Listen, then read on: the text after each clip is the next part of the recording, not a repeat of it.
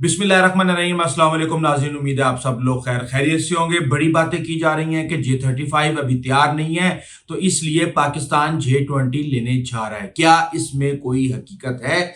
लेकिन पाकिस्तान को J35 हर हाल में जल्द अज जल्द क्यों लेना है? क्योंकि खबर आ गई है कि रूस के सदर व्लादिमीर पुतिन कभी और किसी भी वक्त भारत पहुंच सकते हैं, और भारत में जब वो पहुंचेंगे तो एक बहुत बड़ी डील वो Su-57 पर करने जा रहे हैं भारत के साथ। अब पूरी ट्रांसफर ऑफ टेक्नोलॉजी इंडिया के अंदर बिल्ट, लेकिन 1000 सवालात जो कि जन्म दे रहे हैं पाकिस्तान और इंडिया की एयर सुपीरियोरिटी के ऊपर कि जब ये दो त्यारे आ जाएंगे तो क्या होगा। और इसके अलावा बहुत ही हैरानकुन इंफॉर्मेशन मैं आपको देने जा रहा हूं। J35 में मैं आपको बताता हूं कि हमें J20 क्यों नहीं मिलेगा और J35 क्यों मिलेगा, लेकिन उससे पहले मैं आपको बता दूं कि ट्रांसफर ऑफ टेक्नोलॉजी के तहत Su-57 इंडिया लेने जा रहा है, और इसके साथ ही F-35 पे भी एक तरह से रोमांस हो रहा है अमेरिका के साथ, क्योंकि उनका ये कहना है कि चीन और पाकिस्तान दो मुमालिक से मुकाबला है, तो फिर तैयारे भी दो होने चाहिए। अब इसके ऊपर CNBC TV 18 को इंटरव्यू दिया है राजनाथ ने, और जिन्होंने इस बात को कंफर्म कर दिया है कि बहुत ही हाई स्टेक नेगोशिएशंस Su-57 के ऊपर रूस के साथ चल रही हैं। अब इसके अंदर होने क्या जा रहा है, अब इसके साथ ही कहानी ये आ जाती है फौरन एमका का क्या बनेगा। एमका जो कि advance medium combat aircraft India के अंदर बना रहा है, उसकी क्या कहानी है, क्योंकि असल मकसद तो एमका ही है। तो एमका के बारे में भी बड़ी ही हैरानकुन इंफॉर्मेशन मैं आपको बताने जा रहा हूं। लेकिन ये जो त्यारा है Su-57, ये हिंदुस्तान एरोनॉटिकल्स लिमिटेड के साथ यानी HAL के साथ इसकी प्रोडक्शन की जाएगी, और इसके साथ ही इसकी कीमत होगी $50 मिलियन, यानी आधी कीमत पर देने जा रहे हैं। ये F-35 की आधी कीमत पे कहा जा रहा था कि शायद J-35 भी जो है वो $85 मिलियन का है, लेकिन वो पाकिस्तान को आधी कीमत पे मिल जाएगा। लेकिन इस ऐलान के बाद कि Su-57 भी आधी कीमत पे भारत को मिलने जा रहा है, उम्मीद है कि हमें कुछ ना कुछ आप समझ सकते हैं। अब Su-35 भी साथ में दिए जा रहे हैं फौरी तौर पे 4.5 जनरेशन त्यारे। अब इसका मतलब यह है कि राफेल मुकम्मल तौर पे भारत में नाकाम हो चुके हैं। उसकी क्या वजह है ये भी मैं आपको भी बता देता हूं। अब जो खेल बनने जा रहा है वो ये होगा कि J20 होगा, उसके मुकाबले में Su-57 होगा, उसके मुकाबले में J-35 होगा, क्योंकि J-20 तो चाइना की मिलिट्री के अंदर मौजूद है, इस वक्त इंडक्ट हो चुके हैं। और अगर इंडिया Su-57 लेता है तो फिर J-35 पाकिस्तान के पास आना नागुज़ीर है। और फिर हम ये देखते हैं कि अगर इंडिया को एक आध फ्लीट या स्क्वाड्रन मिल जाता है F-35 का, तो ये 4 त्यारे जो कि 5th जनरेशन है वो इस वक्त एशिया के अंदर एक दूसरे के मद्दे मुकाबिल होंगे, और उसमें दोनों का टेस्ट भी हो जाएगा। अब इंडिया बहुत ज्यादा रोता है, वो ये कहता है कि हमारे पास 42 स्क्वाड्रन्स होने चाहिए, 2 फ्रंट वार हमने लड़नी है, लेकिन हमारे पास तो 31 स्क्वाड्रन है। लेकिन ये जो दलील है ये बिल्कुल, अब मैं बैड वर्ड यूज कर रहा हूं, बुलशिट है। उसकी एक वजह ये है कि पाकिस्तान के साथ जब मुकाबला किया जा रहा था, और 6 और 7 मई की रात को जब पाकिस्तान पर भारत ने स्ट्राइक्स करने की कोशिश की, जिसके अंदर हमने उनके राफेल भी तबाह किए, तो उस वक्त फिजा के अंदर 124 त्यारे थे। उन 124 त्यारों में 42 त्यारे पाकिस्तान के, जबकि 72 त्यारे भारत के थे, जिसमें से 6 पाकिस्तान ने माइनस कर दिए। तो इतने सारे त्यारों को रखने का मकसद क्या है जब आपको उड़ाना नहीं आता। अब होने क्या जा रहा है, आपको मैं J-35 पे बात करने से पहले कुछ चीजें आपको ऐसी बता दूं जो कि भारत के एडवांटेज में हो सकती हैं, क्योंकि अब इस वक्त मुकाबला ही हो रहा है कि Su-57 या F-35। Su-57 तो इनको लेना पड़ेगा, चाहे ये F-35 लें या ना लें। इसकी एक बड़ी वजह यह है कि अमेरिका जब भी अपना इख्तियारा देता है तो उसके साथ पाबंदियों की इतनी लंबी लिस्ट दे देता है कि आपने ये करना है, ये नहीं करना, इस चीज को छेड़ना है, इस चीज को नहीं छेड़ना। और उसकी मेंटेनेंस भी लॉकहीड मार्टिन जब करती है तो फिर वो अफोर्डेबल रहता ही नहीं। अब इसके अंदर जो रूस का Su-57 है उसमें एयर सुपीरियोरिटी है। प्रिसीजन अटैक का मतलब यह है कि आपने किसी भी कई किलोमीटर दूर एंड निशाने के ऊपर अगर आपने कोई भी हथियार चलाना है या आपने अटैक करना है तो जाके डायरेक्ट वो वहां पे लगेगा। इसराइल ने इसका मुजाहरा किया है। Electronic warfare, advanced electronic warfare, जिसके अंदर आपके डिजिटल प्रिंट्स जो है वो पकड़ना मुश्किल हो जाए और दुश्मन को पता ही ना चले कि आप हैं किस जगह पे और आप अपना काम करके निकल जाएं। ये स्टील्थ है, 2 इंजन है इसके, 1350 किलोमीटर फी घंटा की रफ्तार से ये उड़ता है और इसकी कॉम्बैट रेंज है 7800 किलोमीटर। बहुत ज्यादा कॉम्बैट रेंज है इसकी।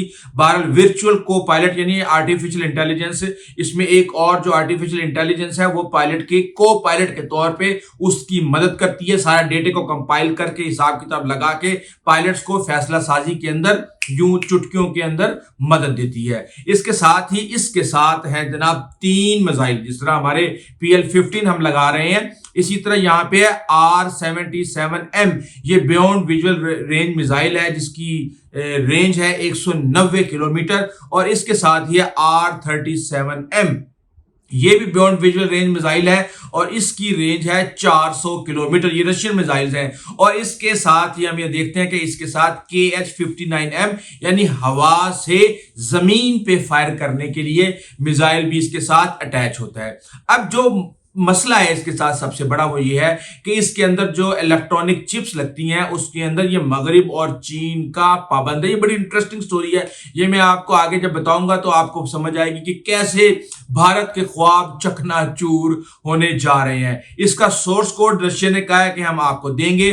40-60 की पार्टनरशिप होगी और इसके साथ ही Su-30 जहां पे 220 भारत के अंदर असेंबल हो चुके हैं वहीं उसी प्लांट के अंदर इसको असेंबल करने की कोशिश की जाएगी। और भारत ये ख्वाब देख रहा है कि जो उसके अपने इंडिजीनियस वेपन्स हैं जिनके अंदर अस्त्रा है, BVR मिसाइल है ये भी, उसके बाद रुद्रम है ये एंटी रेडिएशन मिसाइल है और इसके साथ विरूपक्षा ये इनका रेडार है, ऐसा रेडार। ये चाहते हैं कि ये वहां पे इसके अंदर इंटीग्रेशन करके जिस तरह पाकिस्तान अपने हथियार JF-17 और दीगर J-10C के अंदर लगाने जा रहा है तो वो उस तरीके से, बल्कि JF-17 में तो हम लगाते हैं अपने, तो उसमें ये अपने इंटीग्रेट कर सकेंगे अपने इक्विपमेंट्स ताकि इंडिजीनियस बाहर से कम चीजें मंगवानी चाहे।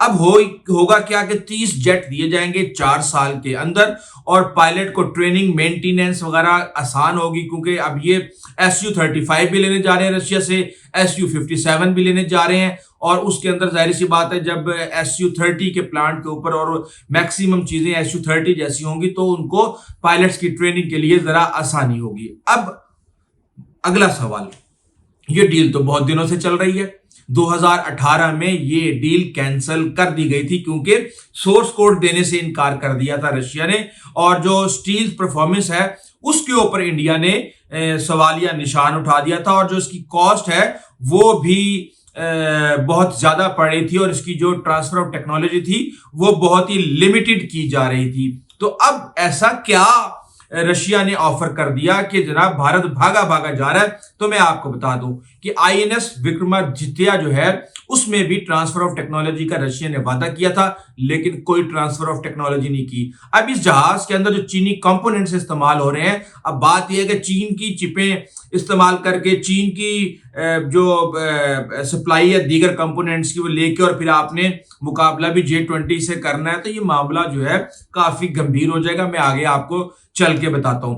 अब दूसरा जो सबसे बड़ा मसला है, अब आप ये देखेंगे जो 3 तैयारे सामने होंगे उसमें Su-57 होगा और उसके मुकाबले में पाकिस्तान J-35 लेके आएगा, चाइना J-20 लेके आएगा और इन सब के अंदर ही चाइनीज इक्विपमेंट इस्तेमाल हो रहे होंगे जो कहीं ना कहीं सिक्योरिटी को कंप्रोमाइज कर सकती है।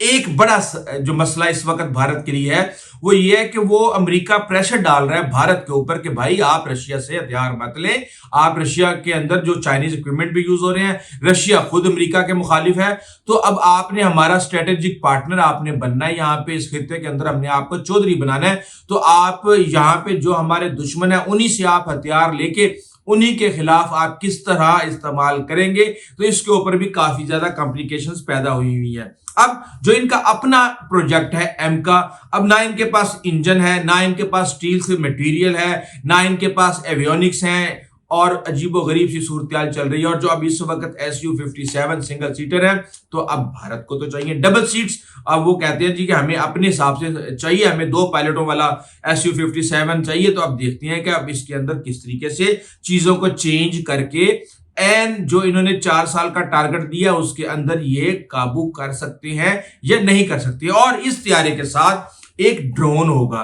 UCAV, एक 6000 किलोमीटर तक मार करने वाला एक ऐसा ड्रोन होगा जिसका नाम है S-70 ओखोटनिक बी। अब ये स्टील्थ है और ये SU-57 के साथ उड़ता है और उसके कंट्रोल सिस्टम्स भी उसके साथ ही होते हैं, ताकि अगर कोई उड़ाने आए तो चलो पहले स्टील ड्रोन उड़े उसके बाद तैयारा उड़े। बहरहाल ये वक्त भी करीबी है, ये जल्द आपको पाकिस्तान जो है 5th जनरेशन के तैयारे भी मार के गिराएगा। 4.5 तो हमने गिरा दिए हैं। अब इसके साथ ही हम ये देख रहे हैं कि जो भारत एक ऐसे मुल्क के साथ जाके जेट्स लेने जा रहा है जिसके स्पेयर पार्ट्स मगरिब और चीन के मोहताज हैं, और हम यहाँ पे देख रहे हैं कि चीजें जो हैं ये बहुत ज्यादा कॉम्प्लिकेटेड हो जाएंगी। अब हुआ क्या, अब कहानी क्या चल रही है, मैं आपको बता दूं कि पाकिस्तान को जी अभी तो J-20 तैयार है। J-20 के बाद जो कहा जा रहा है कह देते हैं, लेकिन बात यह है कि जो J-20 है ये चाइना ने अपनी मिलिट्री के लिए बनाया हुआ है और इसकी एक्सपोर्ट के ऊपर बैन है और वो किसी को नहीं देगा। और वैसे भी J-20 के अंदर और J-35 के अंदर काफी कीमत में भी फर्क है, परफॉर्मेंस में भी फर्क है। अब जो J-20 है ये हाई लेवल का 5th जनरेशन फाइटर जेट है, जबकि जो J-35 है ये मीडियम लेवल का है। और जबकि इसका सिंगल इंजन है J-35 का, और J-20 के 2 इंजन हैं, और ये इसका वेपन सिस्टम्स भी डिफरेंट है। और इसके अंदर कहा यह जाता है कि ये चीन ने इसलिए बनाया है ताकि लॉन्ग ऑपरेशंस और हैवी मशीन को इस्तेमाल किया जाए। तो पाकिस्तान की इसके अंदर इसकी जरूरत है या नहीं है, तो अब ऐसे ही हम जाके कहें जी नहीं बस ये 5th जनरेशन है तो बस आप ये हमें दे दें। और बात यह है कि पाकिस्तान को अगर अभी कोई भी 5th जनरेशन इस वक्त सूट करता है तो वो सिर्फ और सिर्फ J-35 है, क्योंकि F-35 के साथ एक लंबी चौड़ी लिस्ट आती है जिसमें कहा जाता है कि इसको ये नहीं करना, सोर्स कोड वो नहीं देते, ट्रांसफर ऑफ टेक्नोलॉजी वो नहीं देते। तो अब तो ये साबित हो गया है जब से तबाह हुए राफेल कि अब सोर्स कोड और इंटीग्रेशन और मल्टी डोमेन वारफेयर के बगैर ये चक्कर चलने वाला है ही नहीं यहाँ पे। अब इसके अंदर जो J-35 है उसका जो मटेरियल साइंसेज है वो कंप्लीट हो चुकी हैं, वो चाइना के पास मौजूद हैं। इसके इलेक्ट्रॉनिक्स चाइना के पास मौजूद है वाफिर मकदार में, इसके रडार चाइना के पास मौजूद है, इसका जो डिस्ट्रीब्यूटेड अपर्चर सिस्टम है वो चाइना इसके अंदर इंस्टॉल कर चुका है, इसकी प्रोडक्शन चाइना बड़ी तेजी के साथ कर रहा है। जबकि ये तमाम की तमाम चीजें इस वक्त SU-57 के लिए मसला बनी हुई है। एक एग्जांपल मैं आपको दे देता हूं कि 800 के करीब J-20 तैयारे चाइना ने अपनी मिलिट्री के अंदर इंडक्ट करने हैं, 300 वो इंडक्ट कर चुके हैं। और इस वक्त SU-57 आपको पता कि टोटल कितने हैं, टोटल 30 है, टोटल 30 है और 30 भारत को भी देने हैं। तो देखते हैं कि यहाँ पे क्या होगा। और इसके साथ ही हम ये देख रहे हैं कि सेमीकंडक्टर भी इसके अंदर जो SU-57 है वो सारे के सारे चाइना के लग रहे हैं। ये सूरत हाल है। लेकिन बात यह है कि पाकिस्तान जो है अल्हम्दुलिल्लाह उसने हमेशा पहल भारत ने की है, उसके बाद इख्तिताम हमेशा पाकिस्तान ने किया है। न्यूक्लियर से लेके मिसाइल, बैलिस्टिक मिसाइल तक कोई भी ऐसा हथियार भारत के पास नहीं है जिसका पाकिस्तान ने फौरी तौर पे तोड़ तैयार ना किया हो। पाकिस्तान के अंदर चीजें बड़ी तेजी के साथ इंप्रूव हो रही हैं और कहा यह जा रहा है कि पाकिस्तान अपना एक इंजन जो है वो बना रहा है। इंजन जो है इस वक्त दुनिया के अंदर सिर्फ 5 ममालिक बना रहे हैं, जिनमें फ्रांस, जर्मनी, अमेरिका और चाइना, रशिया शामिल हैं। आप देखते हैं कि पाकिस्तान 6ठा मुल्क हो सकता है। अगर ये हो गया तो ये बहुत बड़ी अचीवमेंट होगी। अभी तक के लिए इतना ही, आइंदा तक इजाज़त दीजिए। अल्लाह।